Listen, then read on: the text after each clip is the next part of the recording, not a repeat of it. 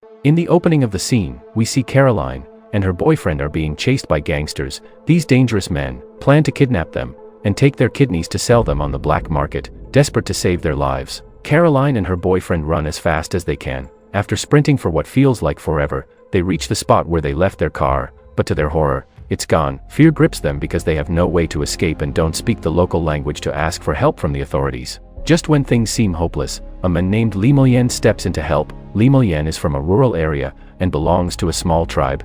He looks very different from the city people. He carries sharp weapons and wears very little clothing because of his appearance and lifestyle. People in the city are often afraid of him and others from his tribe, but Caroline, desperate to be saved, doesn't care about his looks. She begs Limouyen to help them. Seeing their fear and desperation, Limouyen decides to assist. He takes them to a nearby hotel so they can rest and recover. Grateful for his kindness, Caroline offers him food and drinks as a thank you. However, her boyfriend disagrees, wanting to leave the place the next day and spend some time alone with her. This leads to a disagreement between them. Frustrated, Caroline leaves her boyfriend and joins Limouyen and his friends to drink and socialize. Her boyfriend is upset by her sudden change in behavior, but he decides to ignore it and goes back to the hotel to sleep. Caroline, however, is captivated by Limouyen's presence. She follows him to a party, where she starts dancing and looking deeply into his eyes. Even though she's been with her boyfriend for 7 years, she feels a strong attraction to Limouyen in just 7 minutes. She can't help but notice the connection between them. Feeling bold,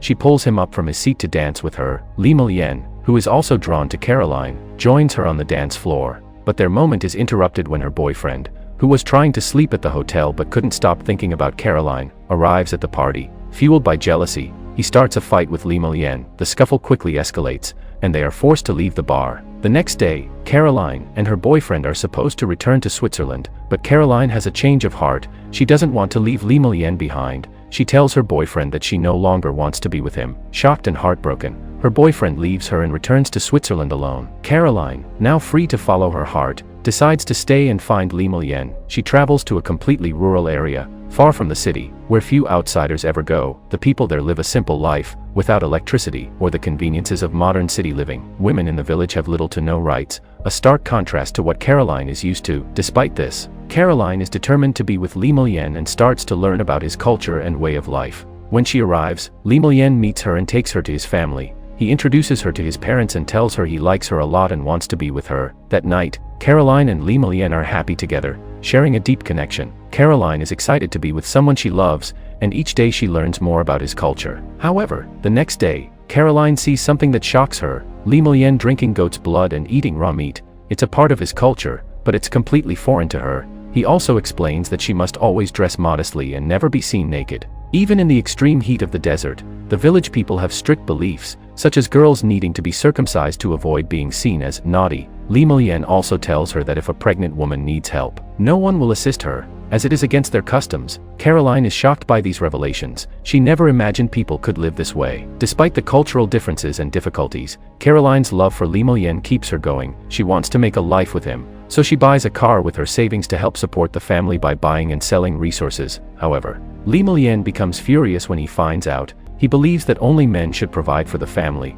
as he was taught from a young age. He tells her that her role is to manage the household, not to work outside. This causes a big argument between them, but Caroline explains that she just wants to help and doesn't want to sit idle. Eventually, Limouyen agrees, albeit reluctantly. As time goes by, the couple's arguments increase. Limouyen becomes jealous whenever he sees Caroline talking or laughing with other men. Their fights become more frequent and intense. Caroline starts to feel she can't stay in the village any longer. She realizes that to stay in the village, she must marry a member of the tribe. Seeing this, Limouyen asks Caroline to marry him.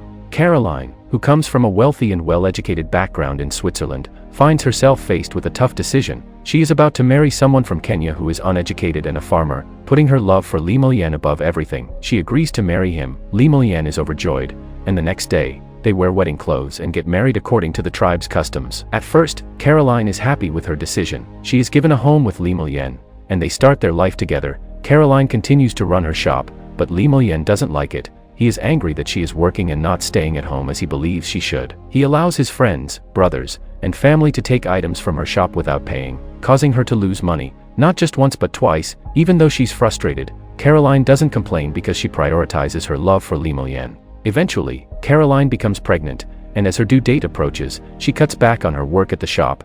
After 9 months, She gives birth to a child, and this joyful event briefly brings the couple closer. However, when she returns to the shop, she finds it in ruins. Her hard work has been destroyed, and she becomes angry and disheartened. She starts questioning her decision to live in the village and whether she made the right choice. Li Milian, realizing how much he has hurt her, tries to apologize, but the damage is already done. He becomes even more jealous, thinking Caroline might be cheating on him with men she meets at the shop. One day, he accuses her of being unfaithful. Although Caroline has done nothing wrong, she is deeply hurt by his lack of trust. She decides she can't live with him anymore. She tells Li Milian that she wants to take their child to Switzerland to introduce him to her parents. She asks him to sign a document, claiming it's just a formality for her to stay in Switzerland. Uneducated and unable to read, Li Milian signs the paper without knowing it's actually a divorce document. Caroline then heads to town and boards a bus. Li Milian, feeling uneasy, asks Caroline to promise she will return. She agrees, but as days pass and Caroline settles back in Switzerland with her family, it becomes clear she will not be coming back. Back in Kenya, Li Milian waits for Caroline's return, but she never comes back. The movie ends with him still holding on to the hope that one day she might return, while Caroline stays in Switzerland, moving on with her life and leaving her past behind. The movie ends. Dear viewers, I don't have many subscribers, but your single comment is a ray of hope to motivate me. This was story of The White Massai, a 2005 romance movie that takes us through a journey of love, cultural differences, and difficult choices. What do you think of this story? Let us know your thoughts in the comments below. Don't forget to join our community by liking this video and subscribing to our channel. Until next time, stay tuned and stay safe.